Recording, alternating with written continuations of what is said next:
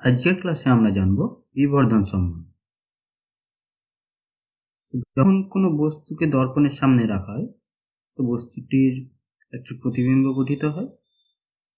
এক্ষেত্রে বস্তুটির প্রতিবিম্ব কখনো ছোট হতে পারে, আবার কখনো বস্তুটির প্রতিবিম্ব বড় হতে পারে, আবার বিশেষ কোনো ক্ষেত্রে বস্তুটির প্রতিবিম্ব বস্তুটির সমান আকারের হতে পারে। তো এই বস্তুর প্রতিবিম্ব বস্তুর আকারের তুলনায় কত গুণ ছোট বা বড় হচ্ছে সেটা হচ্ছে রৈখিক বিবর্ধন বা বিবর্ধন। তাহলে আমরা বিবর্ধন সমান লিখতে পারি, এম দিয়ে বিবর্ধনকে লেখা হয়। তাহলে এম সমান হচ্ছে প্রতিবিম্বের দৈর্ঘ্য বা উচ্চতা বাই বস্তুর দৈর্ঘ্য বা উচ্চতা। এখন প্রতিবিম্বের দৈর্ঘ্য যদি আই হয় আর বস্তুর দৈর্ঘ্য যদি ও হয় তাহলে আই বাই ও। এক্ষেত্রে আমি বস্তুর দৈর্ঘ্যকে এইচ ও দিয়ে লিখছি এবং প্রতিবিম্বের দৈর্ঘ্যকে এইচ আই দিয়ে লিখছি। তাহলে এখানে লিখব H I by H O এবং এখানে অবশ্যই চিহ্নটা উল্লেখ করতে হবে।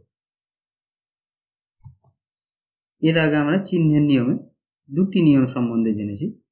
চিহ্নের আরেকটি নিয়ম বা তৃতীয় নিয়মটি হচ্ছে, যখন কোনো বস্তুকে গোলীয় দর্পণের সামনে রাখা হবে সেটিকে যদি প্রধান অক্ষের উপর লম্বভাবে উপরের দিকে রাখা হয় তাহলে বস্তুটির উচ্চতা হবে ধনাত্মক।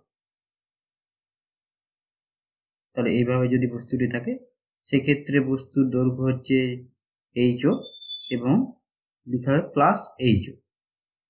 প্রতিবিম্ব যদি উপরের দিকে গঠিত হয় তাহলে এইচ আই, উপরের দিকে যেহেতু গঠিত হচ্ছে সেই জন্য লেখা হয় প্লাস এইচ আই। আর যদি প্রধান অক্ষের সঙ্গে নিচের দিকে লম্বভাবে অবস্থিত হয় বস্তুটি, সেক্ষেত্রে বস্তুটির উচ্চতা হবে ঋণাত্মক। তাহলে যদি এইভাবে থাকে তাহলে মাইনাস এইচ ও বস্তুর উচ্চতা, আর প্রতিবিম্ব যদি নিচের দিকে গঠিত হয় তাহলে হবে মাইনাস এইচ আই প্রতিবিম্বের উচ্চতা। এখন আমরা রৈখিক বিবর্ধন, বস্তু দূরত্ব ও প্রতিবিম্ব দূরত্বের মধ্যে সম্পর্ক নির্ণয় করব। এম ও এম ড্যাশ এটি একটি অবতল দর্পণ। পি কিউ হচ্ছে একটি বস্তু যা প্রধান অক্ষের সঙ্গে লম্বভাবে উপরের দিকে রাখা আছে। এখন বস্তুটি থেকে যে রশ্মিটি প্রধান অক্ষের সঙ্গে সমান্তরালভাবে আপতিত হবে, প্রতিফলনের পর সেটি ফোকাস বিন্দু দিয়ে যাবে এবং যে রশ্মিটি দর্পণের মেরুতে আপতিত হবে সেক্ষেত্রে প্রধান অক্ষটি এই বিন্দুতে অভিলম্ব হিসাবে কাজ করবে। তাহলে এটি হচ্ছে আপতন কোণ আর প্রতিফলন কোণ সমান। প্রধান অক্ষ অভিলম্ব হিসাবে কাজ করার কারণ হচ্ছে যে এখানে প্রধান অক্ষ বক্রতা কেন্দ্রগামী। তাহলে বক্রতা কেন্দ্রগামী যে কোনো সরলরেখায় বা রেখা গোলীয় দর্পণের এই যে পরিধি তার সঙ্গে যে স্পর্শক টান হবে তার সঙ্গে লম্ব হবে। তাহলে এক্ষেত্রে এই বিন্দুতে প্রধান অক্ষটি লম্ব, তাহলে প্রতিবিম্বটি এই স্থানে গঠিত হবে পি ড্যাশ কিউ ড্যাশ প্রতিবিম্ব। এখন বস্তুর দৈর্ঘ্য যদি এইচ ও হয় তাহলে এক্ষেত্রে প্লাস এইচ ও হবে, যেহেতু প্রধান অক্ষের সঙ্গে লম্বভাবে উপরের দিকে অবস্থিত। আর যদি প্রতিবিম্বের দৈর্ঘ্য এইচ আই হয় তাহলে এক্ষেত্রে মাইনাস এইচ আই হবে, কারণ প্রধান অক্ষের সঙ্গে লম্বভাবে নিচের দিকে অবস্থিত। এখন আমরা এই ত্রিভুজটার দিকে দেখব পি কিউ ও। তাহলে এই যে ত্রিভুজ, এই ত্রিভুজের মধ্যে বস্তুর উচ্চতাও আছে এবং বস্তুর দূরত্বও আছে। আর এদিকে এই ত্রিভুজটির দিকে দেখব P dash Q dash O, এর মধ্যে প্রতিবিম্বের উচ্চতা আছে এবং প্রতিবিম্বের দূরত্ব আছে। তাহলে এই যে দুটি ত্রিভুজ তাদের মধ্যে এই কোণটি লম্ব, এক্ষেত্রে কিউ ড্যাশ কোণটি লম্ব, তাহলে এটা 90 ডিগ্রি, এটাই 90 ডিগ্রি। এক্ষেত্রে এটি ছিল আপতন কোণ আর এটি ছিল প্রতিফলন কোণ, তাহলে এই দুটো সমান, এই দুটো 90 ডিগ্রি। তাহলে বাকি যে এই যে কোণ পি আর এখানে কোণ পি ড্যাশ, এই দুটি কোণও সমান হবে। তাহলে ত্রিভুজদ্বয় সদৃশ, কারণ পরস্পর তিনটি কোণ সমান হচ্ছে। তাহলে এক্ষেত্রে আমরা লিখতে পারি P Q by P dash Q dash সমান, আমরা কি লিখব, O Q by O Q dash. তাহলে এখানে P Q by P dash Q dash আর ও Q by O Q dash. তাহলে পি কিউ মানে হচ্ছে plus H O, P dash Q dash মানে হচ্ছে minus H I, O Q মানে হচ্ছে বস্তু দূরত্ব, সেটাকে আমরা ইউ দিয়ে লিখি। তাহলে এটা যেহেতু আপতিত রশ্মির বিপরীত দিকে মাপছি, তাহলে মাইনাস ইউ। আর ও কিউ ড্যাশ মানে হচ্ছে প্রতিবিম্ব দূরত্ব, আবার ও থেকে কিউ ড্যাশ পর্যন্ত মাপবো, তাহলে ভি দিয়ে লিখলে মাইনাস ভি, কারণ আপতিত আলোক রশ্মির বিপরীত দিকে মাপছি। তাহলে আমরা এখান থেকে লিখতে পাচ্ছি H O by minus H I সমান minus U by minus V. তাহলে এম সমান হচ্ছে H I by H O সমান আমরা পাচ্ছি মাইনাস ভি বাই ইউ, অর্থাৎ রৈখিক বিবর্ধন সমান হচ্ছে মাইনাস প্রতিবিম্ব দূরত্ব বাই বস্তু দূরত্ব। যখন আমরা এম এর মান পাবো, সর্বপ্রথম কাজ হচ্ছে এম এর চিহ্ন কি সেটা দেখতে হবে। এম এর মান যদি পজিটিভ হয়, তার মানে হচ্ছে H I by H O positive, অর্থাৎ এইচ আই আর এইচ ওর দুটোরই চিহ্ন একই আছে, হয় দুটোই পজিটিভ না হয় দুটোই নেগেটিভ। তাহলে তারা প্রধান অক্ষের উপর একই দিকে অবস্থিত, হয় এভাবে অবস্থিত হবে আর না হয় এভাবে অবস্থিত হবে। তাহলে যদি এভাবে অবস্থিত হয় বা এভাবে অবস্থিত হয়, সেটা উত্তল দর্পণের ক্ষেত্রে হোক বা অবতল দর্পণের ক্ষেত্রেই হোক, তাহলে প্রতিবিম্বটি সবসময় দর্পণের পিছনে গঠিত হচ্ছে, অর্থাৎ প্রতিবিম্বটি অসৎ প্রতিবিম্ব। তাহলে এম এর মান যদি পজিটিভ হয়, সেক্ষেত্রে প্রতিবিম্বটি সমশীর্ষ হবে এবং অসৎ হবে। আর যদি এম এর মান নেগেটিভ হয়, তাহলে H I by H O সমান নেগেটিভ আসছে, অর্থাৎ এইচ আই আর এইচ ওর চিহ্ন পরস্পর আলাদা। এর থেকে আমরা বলতে পারি যে প্রধান অক্ষের বিপরীত দিকে বস্তু এবং প্রতিবিম্ব অবস্থিত। তাহলে বস্তুটি যদি প্রধান অক্ষের উপর লম্বভাবে উপরের দিকে অবস্থিত হয়, তাহলে প্রতিবিম্বটি নিচের দিকে গঠিত হয়েছে। তাহলে এ থেকে আমরা দেখতে পাচ্ছি যে প্রতিবিম্বটি সৎ প্রতিবিম্ব এবং অবশীর্ষ। তাহলে এম এর মান যদি নেগেটিভ হয়, তাহলে প্রতিবিম্ব কি হবে, সৎ এবং অবশীর্ষ। এবার আমরা শুধুমাত্র এম এর মান দেখব। এম এর মান যদি একের থেকে বড় হয়, তাহলে এই ভগ্নাংশটির মান একের থেকে বড়। তাহলে এখান থেকে আমরা পাবো এইচ আই এর মান এইচ ওর থেকে বেশি। এইচ আই মানে হচ্ছে প্রতিবিম্বের আকার বা প্রতিবিম্বের উচ্চতা, আর এইচ ও মানে হচ্ছে বস্তুর আকার বা বস্তুর উচ্চতা।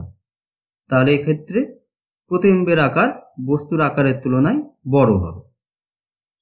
আর যদি এম এর মান একের থেকে কম পাই, তাহলে এক্ষেত্রে ভগ্নাংশটি পাবো একের থেকে কম। তাহলে এইচ আই এর মান এইচ ওর থেকে কম, অর্থাৎ প্রতিবিম্বের আকার বস্তুর আকারের তুলনায় ছোট। ধরা যাক এখন এম এর মান দেওয়া আছে -2/3। তাহলে প্রথমে মাইনাস থেকে আমরা বুঝে নেব যে প্রতিবিম্বটি হচ্ছে সৎ এবং অবশীর্ষ। আর যেহেতু 2/3 এই মানটি একের থেকে কম, তাহলে প্রতিবিম্বর আকার বস্তুর আকারের তুলনায় ছোট। এবার আমরা জানব ক্ষেত্রের বিবর্ধন সম্বন্ধে। কোনো দর্পণের সামনে ধরা যাক একটি তলকে প্রধান অক্ষের সঙ্গে এভাবে লম্বভাবে রাখা আছে। তাহলে তলটির যে প্রতিবিম্ব গঠিত হবে, তার দৈর্ঘ্য এবং প্রস্থ বস্তুটির তলের দৈর্ঘ্য এবং প্রস্থের সঙ্গে আলাদা হবে। অর্থাৎ বস্তুটির তলের ক্ষেত্রফল আর প্রতিবিম্বের তলের ক্ষেত্রফল আলাদা হবে। তাহলে প্রতিবিম্বের তলের ক্ষেত্রফল ও বস্তুর তলের ক্ষেত্রফলের অনুপাতই হচ্ছে ক্ষেত্রীয় বিবর্ধন। এখন ধরা যাক বস্তুটির তলের দৈর্ঘ্য হচ্ছে L এবং বস্তুটির তলের প্রস্থ হচ্ছে B এবং প্রতিবিম্বের তলের দৈর্ঘ্য হচ্ছে L' ও প্রস্থ হচ্ছে B'। তাহলে এই ক্ষেত্রে আমরা লিখতে পারি বস্তুটির তলের ক্ষেত্রফল সমান A = LB।